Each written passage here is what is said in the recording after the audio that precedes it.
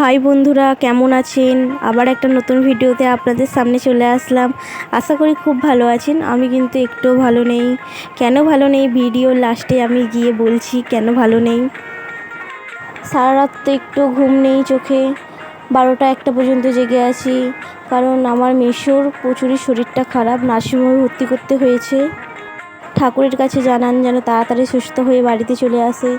কারণ আমাকে মাসি কালকে রাত্রে ফোন করেছিল, তোর মেসোর প্রচুরই শরীর খারাপ। তারপরে আমি আবার মাকে ফোন করেছিলাম, সঙ্গে সঙ্গে মা বাপি গিয়ে নার্সিংহোমে সব ভর্তি করলো। ভোরবেলা 3টের সময় ঘুমটা ধরেছে, 3টের সময় একটু ঘুমিয়েছিলাম, আবার ভোর 4টের সময় আবার ঘুমটা ভেঙে গেছে। আবার একবার ফোন করলাম, মা আরে বললো ভোরের সময় ডাক্তার আসবে নাকি। তা ফোনটা করে মাকে আরে জিজ্ঞাসা করলাম, বললো না এখনও ডাক্তার আসেনি, ভোর 5টার সময় আসবে। পৌঁছিয়েছে ওই 12:30 1টা বেজে গেছে রাত, তখন পৌঁছিয়েছে মা আরে। আমারও তো ভোরবেলার দিকে ঘুম ভেঙে গেছিলো, আপনাদেরকে বললাম। তারপরে ভালো লাগছিল না, প্রচুর মাথার যন্ত্রণা হচ্ছে, কারণ সারা রাত একটু ঘুম নেই চোখে, টেনশন, এই মাথার যন্ত্রণা হচ্ছে। তারপরে 5টার সময় উঠলাম, একার সংসার সব একাকেই করতে হবে, ওই জন্য তাড়াতাড়ি কাজগুলো সব সেরে নিলাম।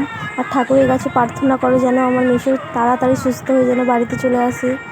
একটু তাড়াতাড়ির মধ্যে ছিলাম সব কিছু কাজ করতে, সব কিছু কাজ সেরে দিয়ে একটু ভাবলাম রান্না করব। রান্না তো করতে করতে 12টা 1টা বেজে গেছিলো।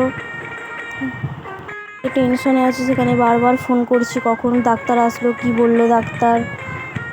এক সময় ডাক্তার বলে যাচ্ছে আসবো, আর এক সময় আসছে ডাক্তার।